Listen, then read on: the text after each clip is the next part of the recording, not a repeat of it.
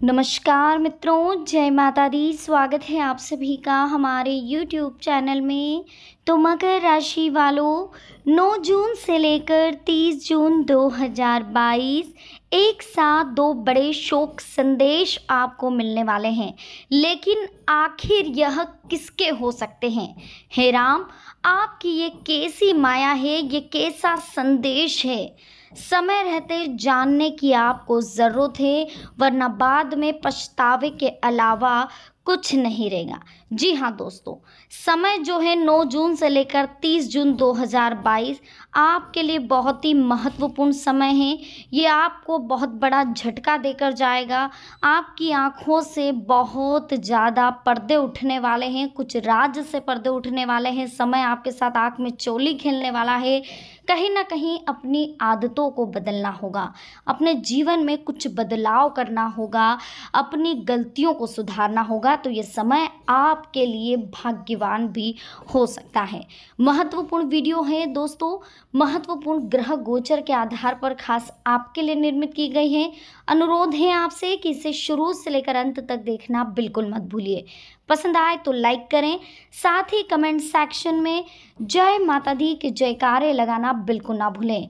माता रानी के जयकारे लगाकर अगर आप चाहते हैं कि आपकी सारी प्रॉब्लम सॉल्व हो जाए, कोई परेशानी आपकी ज़िंदगी में ना हो, तो जल्दी से चैनल को सब्सक्राइब करें, बेल आइकन को प्रेस करें और वीडियो को शेयर करना मत भूलें। शेयर करने मात्र से आपकी ज़िंदगी से सारे दुख दर्द मिट जाएंगे। साथ ही ये वीडियो आप जिनको शेयर कर रहे हैं उनके लिए भी आप कहीं ना कहीं पुण्य का काम कर रहे हैं। तो चलिए दोस्तों, वीडियो की शुरुआत करेंगे हर हर महादेव का नाम लेकर।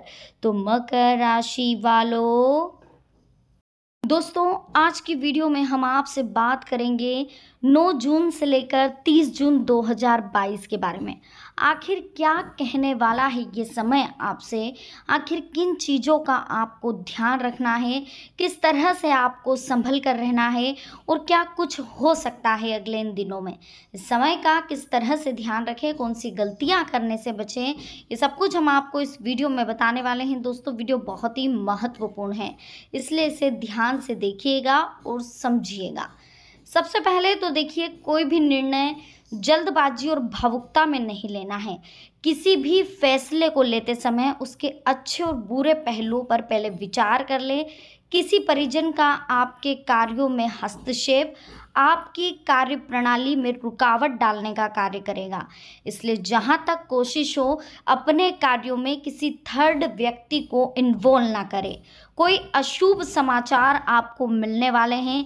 कहीं ना कहीं किसी रिलेटिव के यहाँ, कोई दूर का रिलेटिव हो सकता है, वहाँ से आपको किसी का शोक संदेश मिल सकता है। उसे सुनकर आपके दिमाग में सिर्फ एक ही बात आएगी कि अरे ये व्यक्ति तो कल तक अच्छा था, इसके साथ ऐसा कैसे हो गया।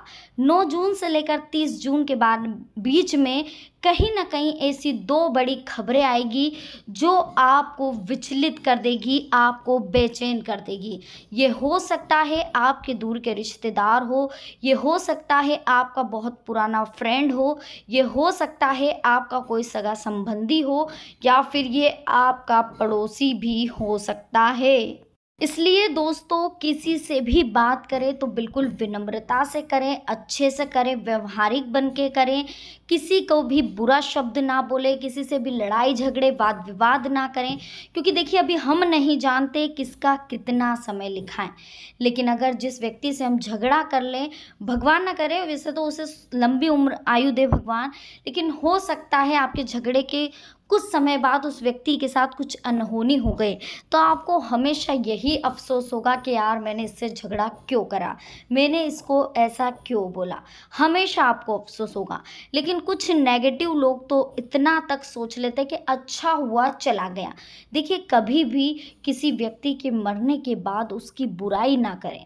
चाहे कोई भी व्यक्ति हो, XYZ, आप उसने आपके साथ कितना ही बुरा करा हो, लेकिन उस व्यक्ति के बारे में कभी बुराई नहीं करनी चाहिए जो व्यक्ति मर चुका हो, जो व्यक्ति स्वर्ग लोक जा चुका हो।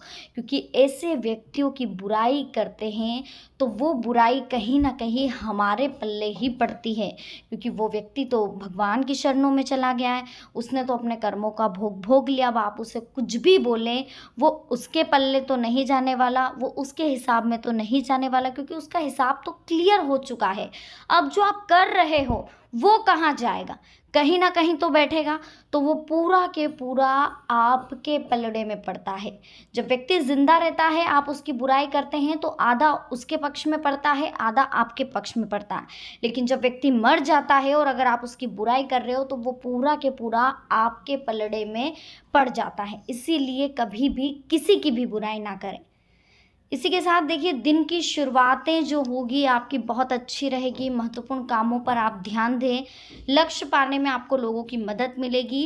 कुछ स्थितियां आपको बदलती हुई नज़र आ सकती है, आपको ऐसा लगेगा जैसे कि परिस्थितियां हाथ से निकल रही है, लेकिन अगर आप धैर्य रखेंगे, संयम रखेंगे तो आप इन समस्याओं पर काबू पा सकते हैं। घर परिवार के कार्य में अत्यधिक बिजी रहेंगे, स्वयं पर आप ध्यान नहीं दे पाएंगे। मामा पक्ष के साथ वाद विवाद की स्थिति बन रही है तो थोड़ा ध्यान रखें, संभल कर रहें।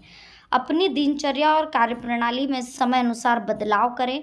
आपके बनते कार्यों में अक्सर रुकावटें आएगी, इसलिए स्वयं का जो उतावलापन है और जो गुस्सा है वही इन रुकावटों का कारण बनेगा। इसलिए कार्य को धीमे करें, धीरज से करें, सब्र करके करें और गुस्सा ना ही करें तो बेस्ट रहेगा। अपने इर्द गिर्द चल रही कोई भी परेशानियों का जो हल है वो मिलेगा आपको, आशाएं मिलेगी, उम्मीद की नई किरण जागेगी। किसी भी काम को करने में जल्दबाजी अगर करेंगे तो दोस्तों नुकसान आप ही का होगा।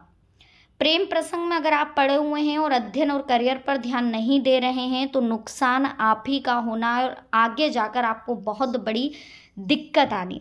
देखिए, शेयर्स तथा तेजी मंदी जैसी गतिविधियों में भूलकर भी पैसा ना लगाएं। अपने परेशानियों में परिजनों का पूर्ण सहयोग रहेगा। समय अनुकूल है, उचित सदुपयोग करें। अपनी मनोस्थिति को नियंत्रित रखें। किसी की समय आपका जो मन है वो छोटी छोटी बातों को लेकर विचलित होता है और आपकी परेशानियों का नकारात्मक प्रभाव आपके परिवार पर पड़ता है। इस समय पार्टनरशिप संबंधी कोई प्लान है तो उस पर अमल कर सकते हैं, वो सफलदायक रहेगा आपके लिए। स्त्री वर्ग से कोई जुड़ा व्यवसाय है तो वो भी सफल रहेगा। दूसरे कार्यों के साथ अपने निजी कार्यों पर भी ध्यान दें। खुद पर भी ध्यान देने से मन प्रसन्न रहेगा, ऊर्जा बनी रहेगी। अपनी प्रत्येक योजना को गुप्त रखें, अन्यथा कोई इनका नाजायज फायदा उठा सकता है। कार्य क्षेत्र में किसी भी गैर कानूनी अथवा रिस्क प्रवृत्ति के कार्यों में रुचि ना लें। पति पत्नी आपसी सामंजस्य बनाकर रखें। सिर्फ आपको यह ध्यान रखना है कि लोगों के साथ मेलजोल करते समय, उनसे मिलते समय उचित शब्दों का प्रयोग करना। आपके विचारों में जो नेगेटिविटी आती है वो कुछ लोगों को परेशानी दे सकती है और आप भी परेशान होंगे। इसलिए समय अनुसार अपने व्यवहार तथा विचारों में लचीलापन लाने की आपको ज़रूरत रहेगी। किसी भी परेशानी में घर के वरिष्ठ और अनुभवी व्यक्ति की सलाह लें, मार्गदर्शन लें। नौकरी में ट्रांसफ़र के लोग जो चाहते हैं कि हमारा ट्रांसफ़र हो, उनके लिए गुड न्यूज़ भी मिल सकती है। भावनाओं में आकर आप अपना नुकसान करवा बैठेंगे। बेहतर होगा कोई भी फैसला दिल की बजाय दिमाग से लें। बच्चों के भविष्य संबंधी कोई योजनाएं बनेगी। निवेश संबंधी कोई कार्य पूर्ण होंगे। किसी नज़दीकी रिश्तेदार से मामूली बात पर कहासुनी हो सकती है, जिसका असर आपके परिवार पर पड़ेगा। साथ ही सभी पहलुओं पर सोच विचार करना ज़रूरी है। प्रॉपर्टी की खरीद फरोख्त ज़रूरी है, उस पर काम करने के लिए अभी समय थोड़ा सा रुकने की ज़रूरत है। व्यर्थ की गतिविधियों में पैसा और समय नष्ट ना करें। आलस और सुस्ती से आपके महत्वपूर्ण काम रुक सकते हैं। व्यावसायिक गतिविधियों में सुधार आ सकता है, कोई सपना साकार हो सकता है। सिर्फ प्रयासों की ज़रूरत है। अगर घर परिवर्तन के बारे में सोच रहे हैं तो उसमें भी आप सफल होंगे। आपकी लापरवाही की वजह से कुछ जो कार्य बन रहे हैं उनमें रुकावटें आएगी। आलस आपके ऊपर हावी हो रहा है और ये आपको कार्य करने से रोक रहा है। समय निकल जाएगा, फिर ये कार्य आपसे नहीं होगा, फिर आपको और आलस आएगा। इसलिए जल्दी उठने की आदत डालें और कार्यों को जल्दी से निपटा लें। इस समय कोई भी कार्य करने से पहले उसकी रूपरेखा बना लें, महत्वपूर्ण कार्यों को प्राथमिकता दें। किसी प्रभावशाली व्यक्ति से आपकी मुलाकात होने वाली है जो आपके लिए लाभदायक रहेगी। आपसी वार्तालाप द्वारा कुछ नई नई जानकारियां भी उनसे मिलेगी। पिछले कुछ समय से आप जिन कार्यों की वजह से परेशान हो रहे थे उनकी समस्या का हल आपको मिल जाएगा। अपने निर्णय को सबसे पहले प्राथमिकता पर रखें, दूसरों की बजाय अपनी कार्य क्षमता पर विश्वास रखें। आय की अपेक्षा खर्चे बढ़ रहे हैं, मुश्किल समय में कहीं ना कहीं पैसा उपलब्ध हो जाए, ऐसी कोई आप प्लानिंग करें। कई प्रकार की गतिविधियों में आज बिजी रहेंगे, रुकी हुई पेमेंट आपको मिलेगी, आर्थिक स्थिति बेहतर रहेगी। जरूरत से ज़्यादा किसी पर विश्वास आपके लिए परेशानी का कारण बनेगा। वीडियो कैसी लगी दोस्तों, पसंद आई हो लाइक करें, कमेंट सेक्शन में जय माता दी लिखें, चैनल को सब्सक्राइब करके वीडियो को शेयर करना ना भूलें। मिलते हैं नेक्स्ट वीडियो में, अभी के लिए आप सभी को बहुत बहुत धन्यवाद। जय माता दी, हर हर महादेव।